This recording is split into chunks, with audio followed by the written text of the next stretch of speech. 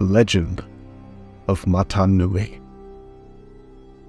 In the time before time, the Great Spirit descended from the heavens, carrying we, the ones called the Matoran, to this island paradise.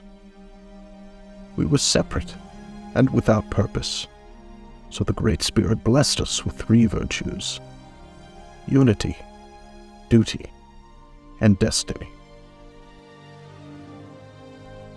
We embraced these gifts, and, in gratitude, we named our island home Mata Nui, after the Great Spirit himself. But our happiness was not to last. Mata Nui's brother, Makuta, was jealous of these honors, and betrayed him. Makuta cast a spell over Mata Nui, who fell into a deep slumber. Makuta's power dominated the land, as fields withered away, sunlight grew cold, and ancient values were forgotten. Still, all hope was not lost. Legends told of 6 mighty heroes, the Toa, who would arrive to save Mata Nui. Time would reveal that these were not simply myths, for the Toa did appear on the shores of the island. They arrived with no memory, no knowledge of one another, but they pledged to defend Mata Nui and its people against the darkness.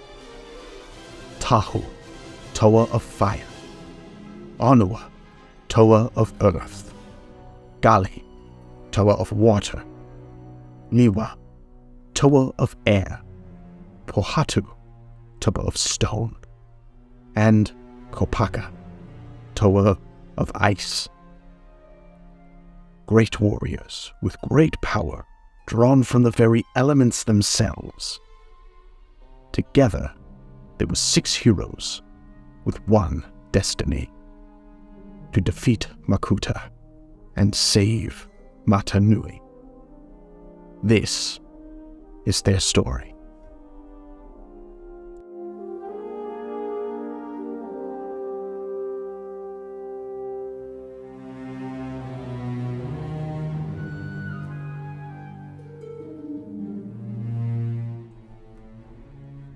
Bionicle Chronicles number 1.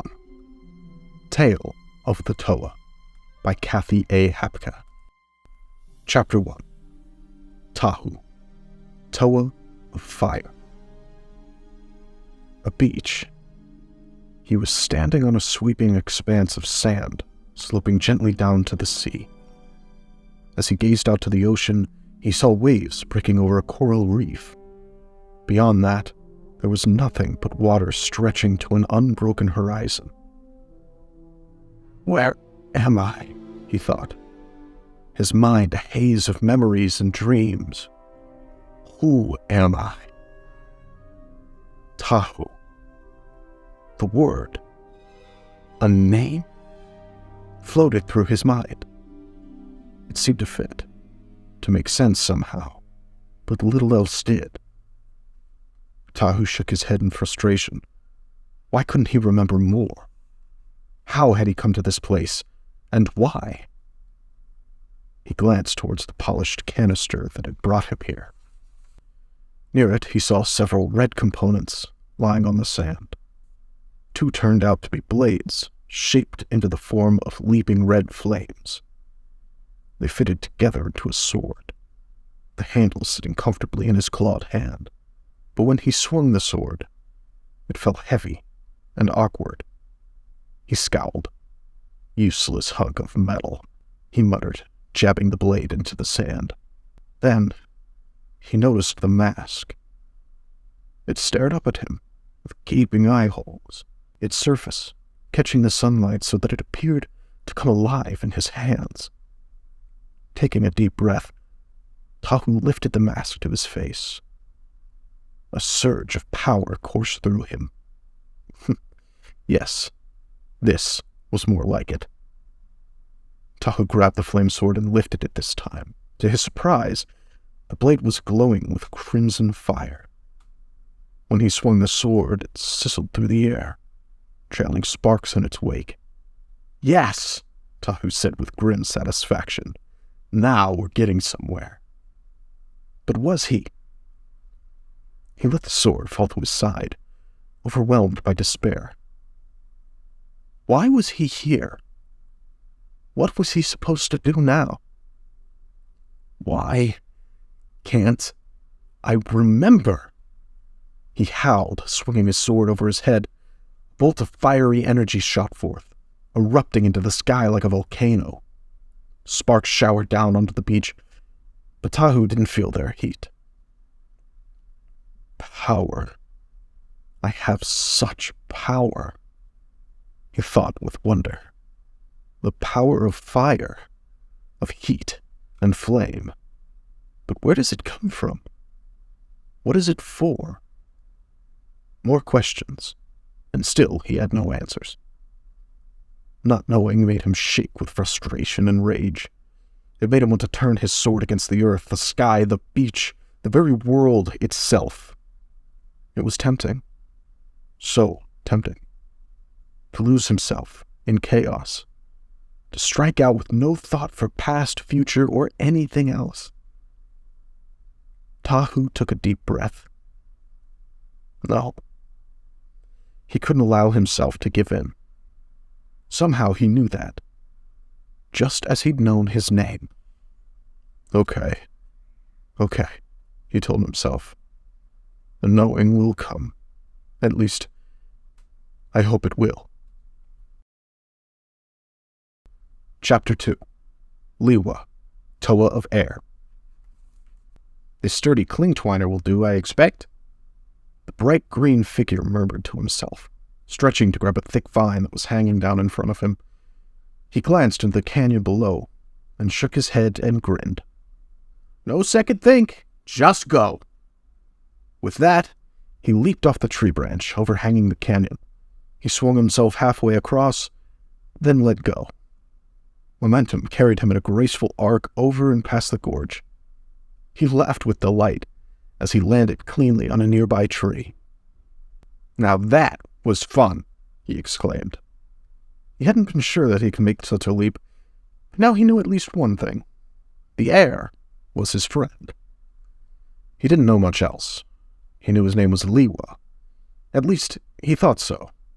He liked the name. It sounded strong and mysterious. Lewa, mystery king of know-nothingness, he thought with a smile. That's me. He glanced down at himself, at his strong limbs the color of the jungle leaves. In one hand he carried an axe-like blade, perfect for slicing through thick underbrush or twining foliage. Though he couldn't see it, he knew that his bright green mask swept back in a streamlined shape, perfect for cutting through the air. His smile faded as his mind flashed back to the dreams. Was that all they were? Dreams?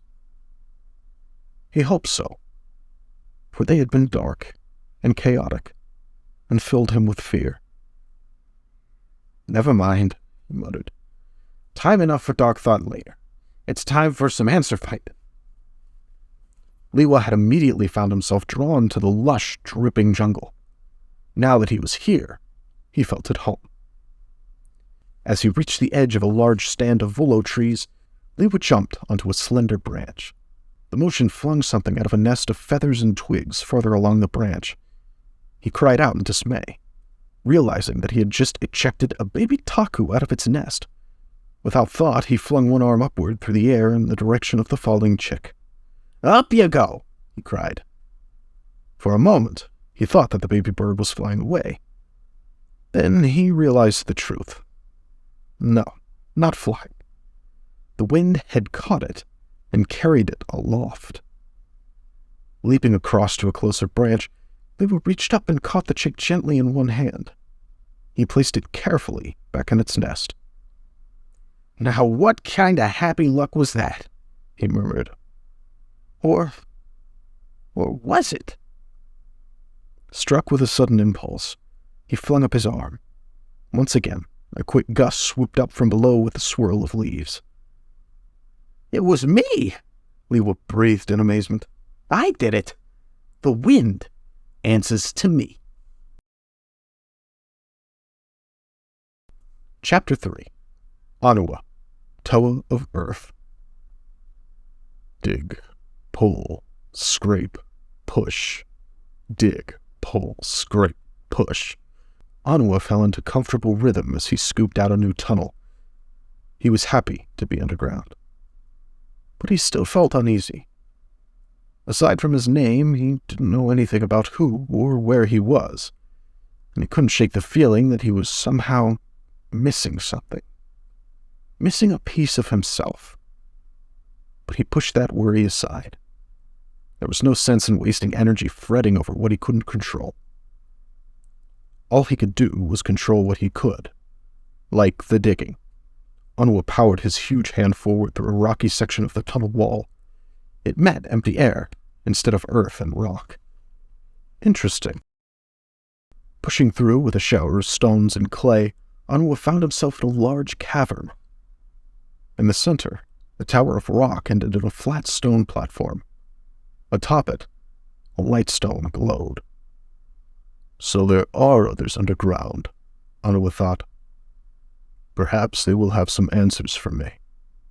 He spotted a tunnel in the far wall of the cavern and followed it.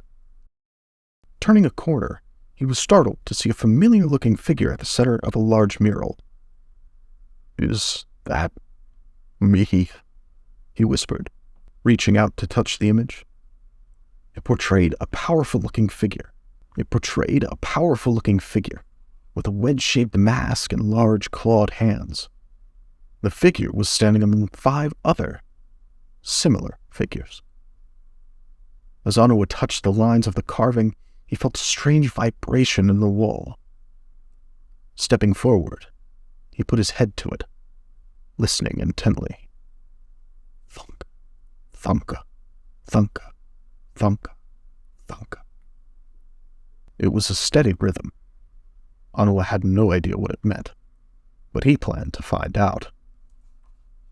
With one last glance at the picture of himself, he turned and continued down the tunnel, keeping one hand on the wall to follow the vibrations. The pulsing grew stronger and stronger, and with the next twist of the tunnel, Onua found what he was looking for. Another enormous cavern lay before him, lit by more light stone platforms. Dozens of stone columns stretched up to the high ceiling. Between these columns were paths made of cobblestones set into the earthen floor. Stone benches stood beside the paths, and a small, clear stream trickled through the cavern. It must be a park of some sort, Onua realized. But down here? Why? But how? Stepping forward, he saw that the little stream emptied out into a still, round pool lined with pebbles. In the center, reddish-brown gemstones spelled out a word. Onukoro. Onukoro. What did that mean? What kind of connection did it have with his name? Before he had time to ponder this, Onua saw a small figure hurrying across the park. Onua leaped forward. "You there," he called. "Hey! Hello!" The figure glanced over his shoulder, then stopped short. "Oh!" he exclaimed. "Oh! Onua frowned. Perhaps this being didn't speak the same language as he did. He cleared his throat. "Hello," he said, as slowly and clearly as he could. "Me, Onua." He put his hand to his chest and pointed towards the other. "Who? You. Do you understand me?" "Oh, yes," the small figure cried, bending into a sort of hurried bow. "Oh, Toa, Onua, we have been waiting for you for such a long time. Come, please. Turaga Wenua will want to see you right away." Confused, Onua followed him. "You know my name," he said, "but I don't know yours." "Oh, forgive my rudeness, Toa. My name is Onepu. I'm a Matoran of this village, of Onukoro." Onepu led the way through a series of tunnels and caverns. Soon they reached another large cavern. On each wall, a series of carved-out dwellings climbed nearly to the ceiling. "Wait here, please, Toa," Anupu said, gesturing towards a large stone bench near the fountain. "I will fetch the Turaga." Onua nodded, and the Torin rushed off.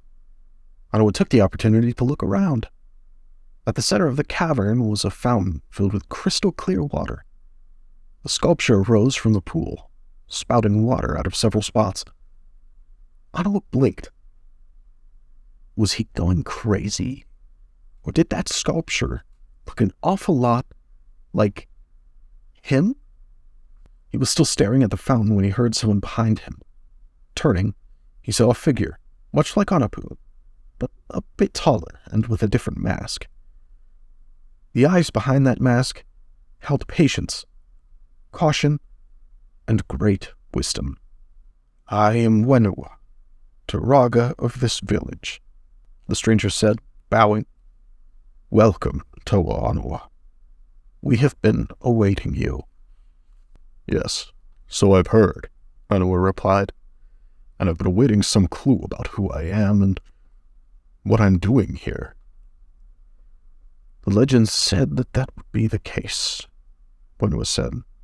"It was said that the Toa, when they arrived, would remember very little." "You said, when they arrived," Onua said. Are there others like me?" Onua nodded. "There are 5 others," he said. "Each of you draws his power from a different element. Yours is the earth itself. Your purpose is to use that power to face and fight a mighty evil, Makuta." Though Onua wasn't sure why, the name sent a chill through him. An image floated into his mind. Dark and empty eyes and an even darker face, shrouded with gray smoke. "Makuta," Onua repeated as this image floated away. "Who, or what, is this Makuta?" "He is the darkness, the essence of chaos and emptiness and fear, the spirit of destruction," Onua replied in a trembling voice. "It is said that only the Toa have the power to stand against him." "It is said?" Onua asked. "You don't sound too certain about our success." Onua shook his head sadly. "It serves no purpose to be false, for the earth cannot be deceived," he said. "Nothing about your quest is certain, except that it is your duty to try. That is all that any of us can do in this life." "I will do what I can," he promised solemnly. "But first, you must tell me all you know of these powers you say I have." "Of course, Toa," Onua said, "for that is my duty. First, you should know that the power itself comes from within you, but it is focused through your mask, the Pakari, the great mask of strength." My mask?" Onua touched his hand to his face, remembering the surge of strength and power when he first put it on. Onua nodded somberly. "The Pakari gives you power. Great power," he said. "But one mask will not be enough." Chapter 4. Gali, Toa of Water. The waters lifted her, carrying her along in a soft current of warmth. She didn't know who or where she was, but she knew she belonged here in the calm, cool blue of the sea. That was perhaps the only thing she knew for sure. That and her name, Gali. "But I can't just float here forever," she reminded herself. "I have things to do. If only I knew what they were." She had no certain memories, but many uncertain ones. Fragments of thoughts and images. There was urgency in those fragments, though some of them hinted at peace as well. Especially one, an endless sea of calm waters surrounding an island, embracing it and soothing its ills. Gali kicked swiftly forward with her flipper-like feet.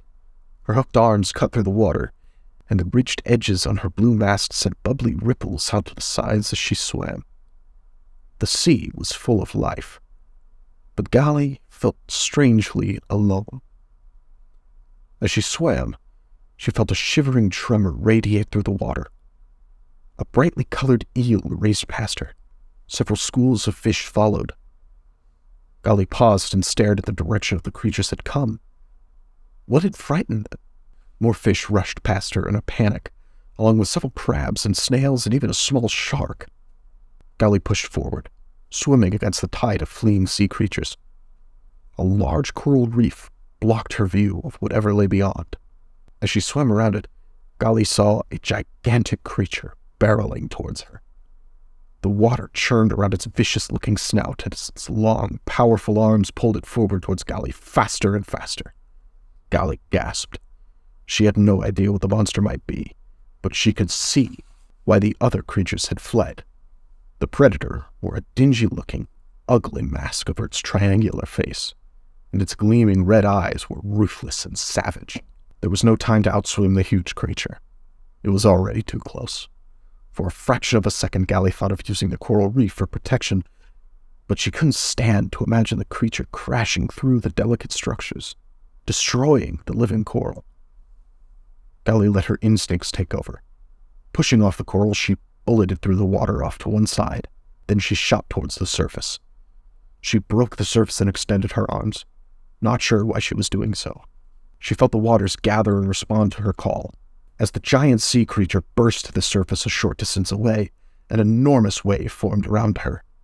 Her vicious pursuer leaped forward, but the tidal wave rocketed Gali away towards the shore, faster than any creature could swim. Gali smiled as the water carried her to safety. So this is what I am meant to do, she thought. I am here to command the seas. But for what purpose? A few minutes later, Gali shook herself dry as she stepped out of the surf onto the beach. She stood there for a moment, looking around, strangely reluctant to leave the water. She glanced across the beach. A thick, dripping jungle began where the sands left off. The humidity of the place reached out, beckoning to her, and she could not resist its call. Chapter 5. Pohatu, Toa of Stone. Pohatu glanced over his shoulder. On the wall that surrounded the village of Pokoro, dozens of Matoran were gathered, watching him go. Grinning, Pohatu shaded his eyes with one hand and gave them a quick wave with the other. The villagers waved back and cheered. That was an interesting visit, Pohatu said aloud to himself as he turned away. It's not every day you find out you're the Toa of Stone. He almost tripped on a protruding stone in the path. Glancing down, he saw 3 words spelled out in cobblestones beneath his feet. Unity, duty, destiny. Where have I heard those words before? Pohatu murmured with a chuckle. The Turaga of Pokoro had told him of many things. The strange, dark history of this island of Mata Nui, the mysterious masks that were hidden throughout the island, and best of all, that there were 5 other Toa with powers as strong as his own. As the village elder spoke, 3 words had come up again and again. Unity, duty, destiny. These 3 concepts had given the Matoran a purpose, something to strive for, always. Now, it was time to see the rest of this island. Turaga Onua said this mask I wear is the Kanohi Kakama, the great mask of speed, Pohatu thought. Maybe it's time to put it to the test. He hesitated, wondering if it was wise to experiment with his powers when he still knew so little about how they worked. But what was the worst that could happen? Gathering his energy, Pohatu directed his gaze towards the top of Mount Iu, and ran. The desert landscape passed in a yellowish blur, all details obscured by the Toa's immense speed. After a moment, the yellowish blur shifted into a brown one, punctuated by flashes of green. and then quickly grew paler again until all Pohatu could see around him was white. He slowed to a stop. He was standing in a snowdrift overlooking a frozen lake. The steep, icy slopes of Mount Iu rose above him. "Outrageous," he said breathlessly, a smile spreading behind his mask. "Now that's what I call speed." Leaving the frozen lake behind, he started up the mountainside. The Turaga had told him the main temple, the Mata Nui, was in the exact center of the island on the far side of Mount Ihu. It seemed as likely a place as any to look for the other Toa. As he turned around to check his progress, he caught a glimpse of movement somewhere farther up the slopes. A bird. "Not unless this island grows its birds awfully big," he muttered, staring at the silver and white figure gliding gracefully down a high mountain slope, powdery snow flying up in an arc behind his feet. No, there was only one thing it could be. Another Toa. His heart pounding, Pohatu leaped up the slopes, gathering speed, careful not to go too fast. He didn't want to overshoot his target. He lost sight of his quarry for a few minutes as he tromped through a narrow valley.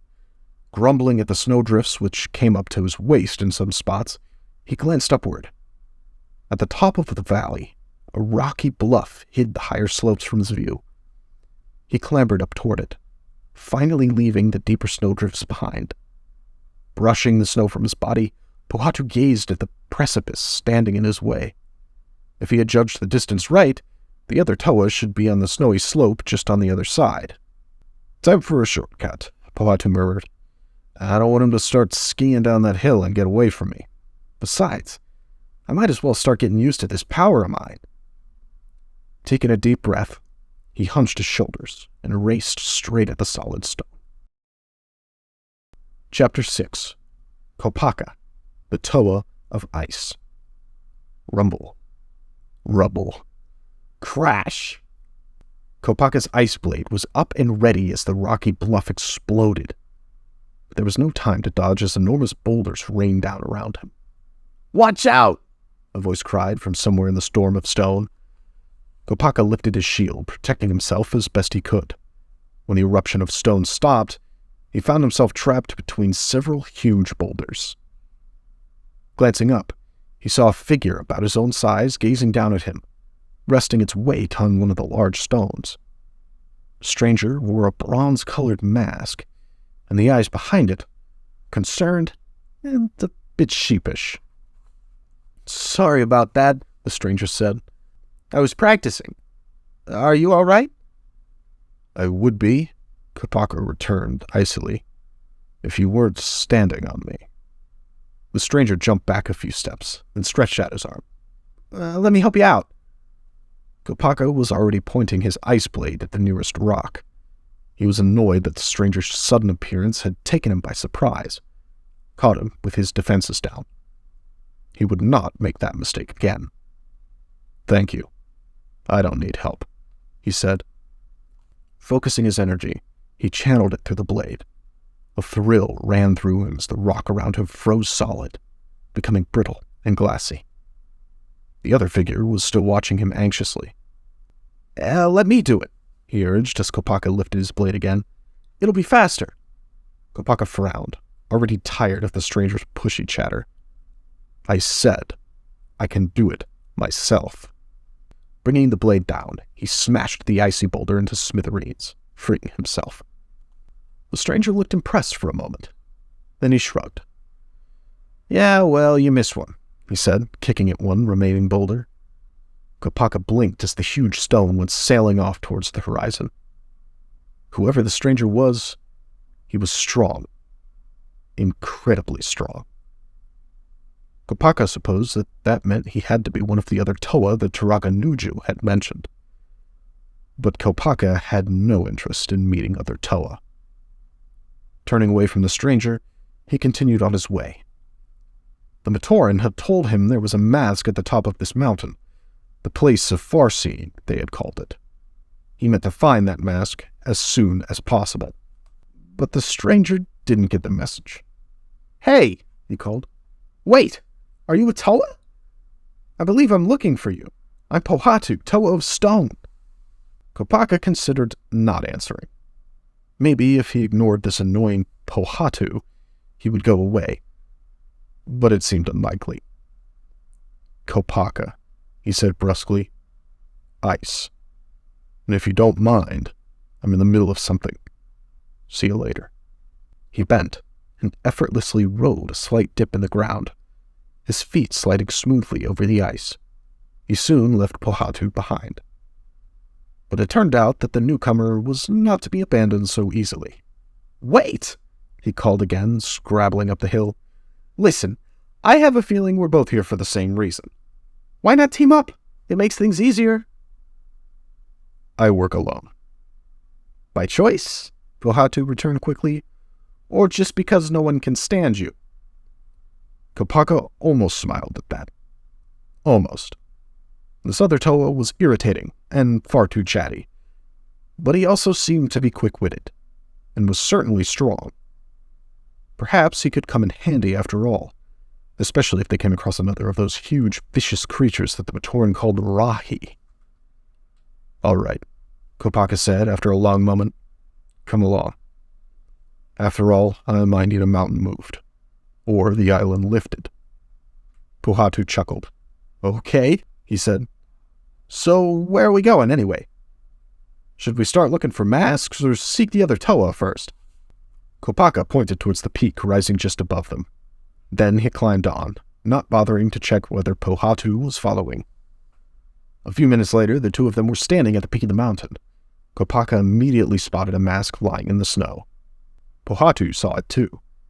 Good work, brother, he said. Go ahead, claim your prize. Kopaka nodded. The new Kanohi looked gray and lifeless lying in the snow. Though it was the same size as his own mask, its shape was different. A helmet-like form, with angled eyes and 3 slashes on each cheek. The Kanohi how? Kopaka thought, remembering what the Turaga had told him. The great mask of shielding. Kopaka bent to pick up the mask. He stared at it for a moment, then carefully placed it over his own mask. Immediately, a strange feeling overwhelmed him, as if a cushion of strength had settled in around him, protecting him from all harm. But what of his other powers? Did this new mask affect them? Kopaka called forth the power of his original mask, which gave him the ability to see through stone and snow to what lay beneath. Glancing down at the ground, he saw the icy snow, and then the raw, cold dirt underneath. And below that, a layer of rock cross-cut with veins of minerals. The powers of the Mask of Vision are still mine to use. He was pleased. As he turned his gaze towards the south, the X-ray vision cut straight through the craggy bluffs to several bright spots of color far below in the foothills. Then he sighed. For a moment, he was tempted to turn away, to ignore what he'd seen, but he realized he might as well face up to the inevitable. We have to go, he told Pohatu abruptly, hating the thought of what was to come, but knowing there was no avoiding it. Now. Why? No questions. Kopaka was tired of all the conversation.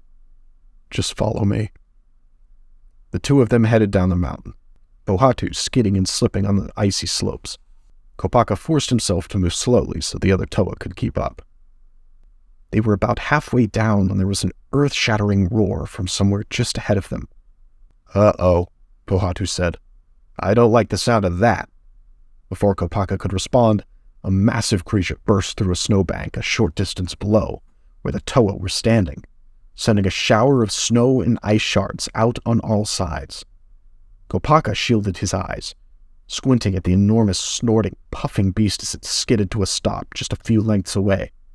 Is this what you were leading us toward? Pohatu shouted, sounding dismayed. No, Kopaka said grimly. The creature was like something out of a nightmare. Its red eyes gleamed with hate, and it pawed at the snowy ground with hoof-like feet, puffs of steam blowing from its nostrils. Twin horns twisted out of the sides of its enormous head. Pohatu said.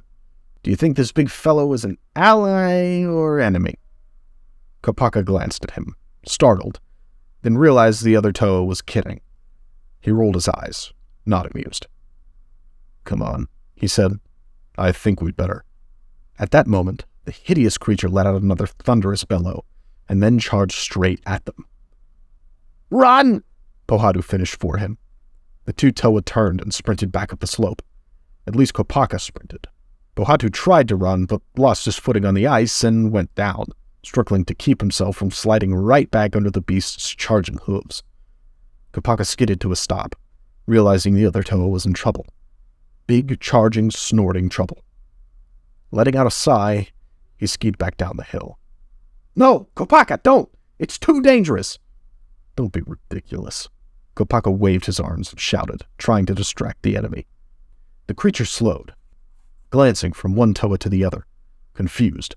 Then it snorted and bellowed and returned its full attention to the fallen Pohatu, who was just now climbing unsteadily to his feet. Time for Plan B, Kopaka thought, looking around for new ideas. They were standing on an open field that offered little in the way of hiding places. To one side, the ground dropped away sharply into a deep icy ravine. Kopaka paused, his mind clicking into gear. If only he could get the beast to change directions. There was just one problem. The creature was almost on top of Pohatu. 2 more leaps and his horns would be buried in the other Toa's chest. There would be no time to explain. He'll just have to go with it, Kopaka told himself grimly, already pushing off smoothly and gathering speed as he skied downhill towards the fallen Toa. If he doesn't, well, there was no sense worrying. "Here goes nothing," he murmured. Snort! The beast made another leap forward. It lowered its head, aiming its horns directly at Pohatu. Pohatu took a step backward, almost falling again as his foot hit an icy patch. Meanwhile, Kopaka skied towards him, gathering speed. This would be close. "Heads up," he shouted, "and arms out!" Pohatu looked startled, but flung his arms out to his sides. Just as the creature lunged forward, snorting eagerly, Kopaka whizzed past and grabbed Pohatu around the chest. "Enough!" Pohatu grunted as Kopaka yanked him off the beast's path just as it lunged forward and buried its horns into the snow. Kopaka wobbled, nearly losing his balance. "I have to straighten out," he thought. "Otherwise we'll never make it." Behind him, he could already hear the beast roaring with anger and charging after them. "Where are we going?" Pohatu panted. To Kopaka's relief, the stone Toa was hanging loosely in his arms, not struggling against his grip or trying to free himself. Kopaka couldn't have replied, even if he wanted to. He was too busy willing his feet to obey him, in a desperate attempt to control the angle of their speedy downhill slide. It worked. Just 3 or 4 lengths from the ravine now, his feet finally settled smoothly into an upright position on the icy snow. He bent as low as he could without dragging Pohatu's legs in the snow. Now, there was no turning back. "Hey!" Pohatu cried, suddenly looking forward and seeing the chasm directly in front of them. "What are you? Ah!" Kopaka held his breath as he felt his feet leave the cold, solid surface of the ice. He held on tightly to Pohatu as they flew up and over the canyon. Pohatu was still screaming, but Kopaka didn't let out his breath until he felt his feet slammed down again on the far side of the gorge. He teetered and threw himself to the side, allowing himself and Pohatu to pitch face first into the snow. "What the? Why did you do that?" Pohatu cried, spitting out a mouthful of snow. "You could have gotten us killed." That's why. Kopaka had already turned to stare back at the ravine. He pointed, and Pohatu turned to look just in time to see the snorting, squealing creature skid down the ice and tumble head over heels into the depths of the fissure. A furious bellow drifted up towards them. "Oh." Pohatu was silent for a moment. Then he grinned weakly. Thanks. Guess I owe you one, brother." Kopaka nodded, and he crawled forward to the edge of the ravine, glancing down. The beast was still bellowing and struggling at the bottom, digging its hooves into the ice as it started to climb. "We'll be able to climb out of there soon enough," Kopaka observed, watching as the beast leaped up to an icy edge. "Not if I have anything to say about it," Pohatu replied. He climbed to his feet and strode towards the rocky cliff. "You might want to step aside," he called over his shoulder as he began climbing hand over hand up the sheer rock face. Kopaka moved a little further down the slope, keeping an eye on the edge of the gulch. The beast could come charging out of there at any moment. Yeah! Pohatu cried, drawing his foot back and then kicking at a huge chunk of the rock face. The solid stone cracked instantly, and an enormous boulder flew forward, toward the fissure, disappearing over its edge. Pohatu moved on to another section of the bluff. Once again, he aimed a mighty kick, sending a chunk of stone across the snowy ground and straight into the gorge. Kopaka watched with grudging admiration as Pohatu repeated the movement again and again. "Okay, this is too slow," Pohatu exclaimed. "Let's try something else." What was he up to now? Kopaka had no idea. A second later, Pohatu brought both fists down on the rock, and the cliff exploded into 1,000 shards of stone. Remembering his first meeting with Pohatu, Kopaka covered his head with his shield. A few pebbles bounced off of it, but the bulk of the explosion of stone showered down into the ravine with a deafening roar. "Whoa!" Pohatu shouted gleefully after the noise had subsided. "That was so cool. I mean, I was pretty sure it would work, but still." While he waited for the other Toa to rejoin him, Kopaka stepped forward and peered again over the edge of the chasm. The creature was buried up to its horns in the rocky mess that now filled nearly half of the deep canyon. Hearing Pohatu hurrying up beside him, Kopaka turned. "Nice work," he said. "It will be able to escape, but not for a long while." Pohatu glanced once more at the huge beast trapped below them. "That was close, though. What is that thing, anyway?" "Rahi," Kopaka told him, already turning to lead the way down the snowy slope. "That's what the Turaga said they're called. There are many species, all shapes and sizes. They're not very friendly." "No kiddin'." Both Toa were silent for a few minutes as they climbed and skidded down the mountain, each buried in his own thoughts. Finally, Pohatu spoke again. "So what did you see up there, anyway?" he asked. "From the peak, I mean." This time, Kopaka decided to answer. "Strangers," he replied. "Beings of great power." They came to the top of a steep hill. Standing in an open area below, 4 bright spots stood out against the drab background of stone and dirt. 4 figures. One a bright, burning red. Another blue as the sea. The third black as starless midnight. And the final one the same bright green as the leaves on the trees. Kopaka stared down at them. The other Toa. It had to be them. "But are they allies?" he murmured. "Or enemies?"